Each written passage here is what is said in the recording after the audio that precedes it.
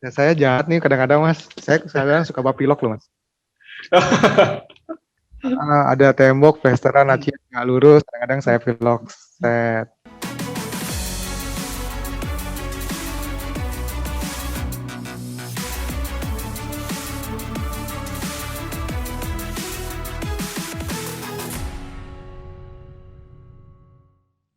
Oke, Ya. ini ada pertanyaan lagi nih dari Jessica Wijaya. Pak Widi mau tanya untuk proyek di luar kota, bagaimana cara kontrol untuk menjaga desain saat construction? Karena banyak keputusan yang harus desain cepat, apalagi jika menyangkut interior yang sangat detail. Bagaimana meminimalisir miss di lapangan? Kuncinya jawaban saya cuma satu. Komunikasi dan report. Saya bilang, menurut saya pengalaman karena saya udah nyoba beberapa kali metode. Kalau yang di kayak misalnya di Jakarta sih ya, di Jakarta terus kemudian ada yang di Makassar, itu tergantung orang yang kita hadapin juga sih, kontraktornya juga sih.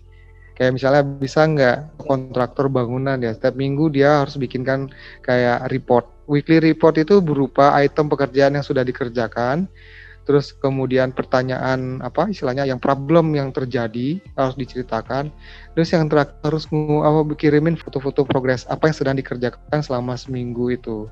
Minggu depannya harus mereport kita hari Senin, itu apa nextnya. Jadi Senin dan Minggu, Sabtu Minggu itu mereka biasanya harus saya minta ke kontraktor dan harus sampaikan ke klien cara kerja saya maunya begini. Tolong pihak klien yang membayar kontraktor harus menyampaikan juga dan kontraktor pun juga harus mendengar apa yang disampaikan saya dan klien gitu. Kadang-kadang ada hal-hal yang bermasalah itu kadang-kadang dihindarin itu loh oleh mereka, kayak misalnya video call tapi sengaja ngarahin ke area yang bermasalah biar arsiteknya tuh nggak banyak memberikan detail yang rumit. Rumit. Biar arsiteknya nggak cerewet. Tapi nanti kalau udah jadi ternyata arsitek bilangnya bongkar. Ya, saya jahat nih kadang-kadang Mas. Saya kadang suka bapilok loh Mas.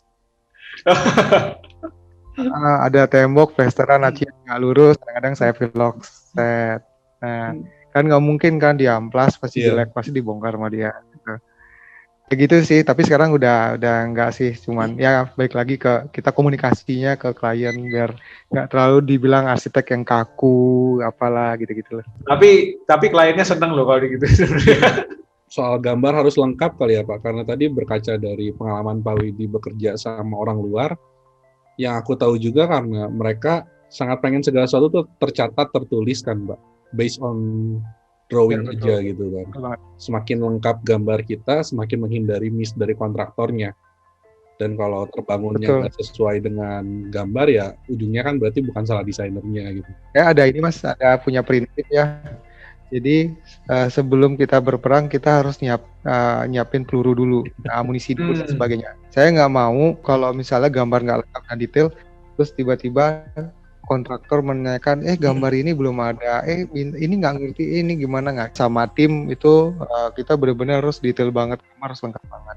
Ada minusnya juga Mas, setelah kita udah bikin gambar yang tebal, nggak dibaca itu, ya. Terus yang kedua nggak kepake gambar itu gitu. Ya mereka nggak terlalu memperhatikan. Nah sekarang biasanya saya membuat ini Mas, gambar tampak gitu ya. Kalau misalnya gambar 2 dimensi itu gambar tampak saya nggak pernah bikin gambar tampak. Biasanya itu udah cukup saya ngasih gambar SketchUp yang isi dengan gambar design development. Waktu stage di konsep, zaman di schematic design, sama zaman di SketchUp di design development itu kita bikin dari nol lagi Mas. Itu karena dari konsep ke skematik udah berubah prosesnya, dari skematik ke design development berubah lagi prosesnya. Jadi endingnya tender documentation saya selalu ngasih gini as-built drawing SketchUp lah gitulah modelnya. Sekarang saya lagi mencoba untuk membuat section itu per 1 meter Mas. Jumlahnya mungkin ya agak banyak sih jadinya. Kalau rumah lebar 6 meter, potongan dari sisi itunya aja udah 6 biji atau 7 biji berarti Pak. Tapi nggak semuanya, misalnya bentuknya ya udah lihatnya gitu-gitu aja, nggak 1 meter sih. Tapi kalau misalnya emang di atasnya ternyata beda 3 lantai misalnya, ya udah terus buatkan itu emang deketan dipotong-potongnya gitu loh. Itu Mas, potongan ya menurut saya sangat banget penting buat di lapangan dibandingkan gambar kayak gambar tampak gitu, gambar aduh nggak kepake sama mereka.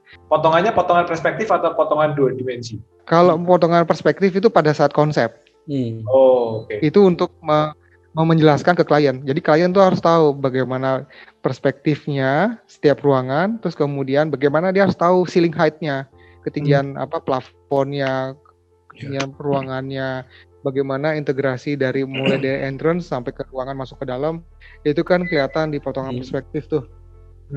Nah, kalau yang gambar 2 dimensi, maksudnya yang gambar design development, gambar technical drawing, itu biasanya ya udah potongan tuh biasanya saya agak dibanyakin sih.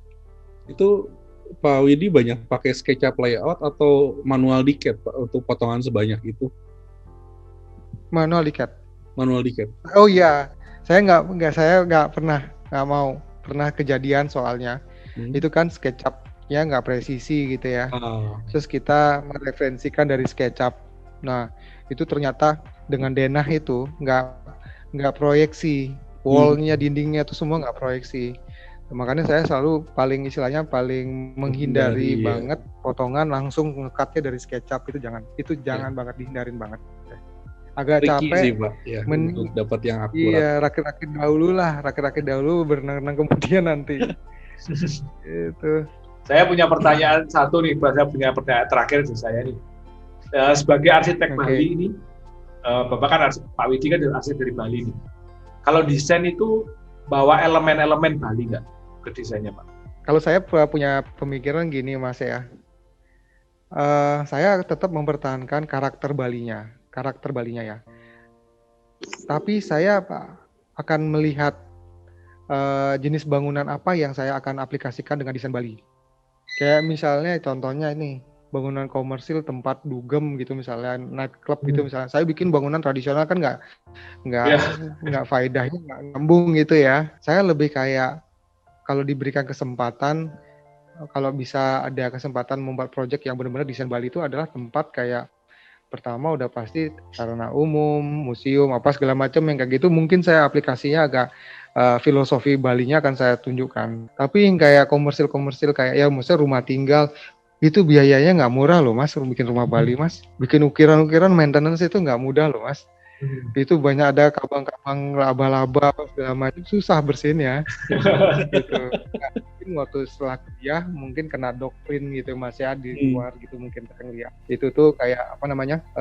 Mereka berhasil membuat bukan modern yang yang sleek atau gimana mewah-mewah itu enggak. Tapi yang istilahnya humble modern tapi tropisnya kena banget gitu loh.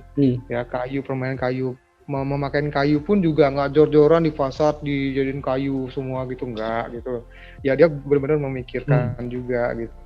Jujur aja, itu ukiran itu ada rumusan dan hitungannya Mas. Jadi kalau salah itu bisa bukan diketawain aja ya, itu bisa dipertanyakan kalau di Bali.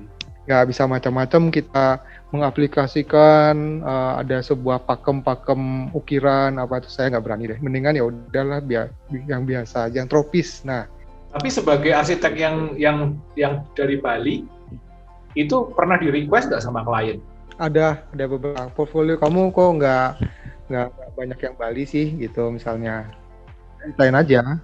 Kenyataannya bahwa saya memang bukan dilahirkan ya, maksudnya dididik yang waktu sebagai arsitek awal itu dengan teori atau metode pendekatan arsitektur yang begini nih gitu. Semua itu subjektif sih Mas, gitulah. Masing-masing arsitek kan punya bawaan, keinginan, semuanya gitu. Itu aja sih. Tapi saya kadang-kadang suka kok, masih sering kok Mas membela diri nih, pakai material bata merah saya expose atau enggak. Tapi ujungnya setelah saya expose dia lumutan, terus kemudian jamuran, rumah tinggal kan nggak enak gitu. Nah itu yang jadi orang-orang udahlah ada pakai yang biasa aja lah gitu. Sampai saat ini sih rata-rata klien yang request itu lebih ke tropicalnya sih Mas. If you love this video and brought value to you, please share, like, subscribe to the channel and tag your friends and leave a comment. And my name is Ronaldo from 2G Studio, and I'll see you on the other video.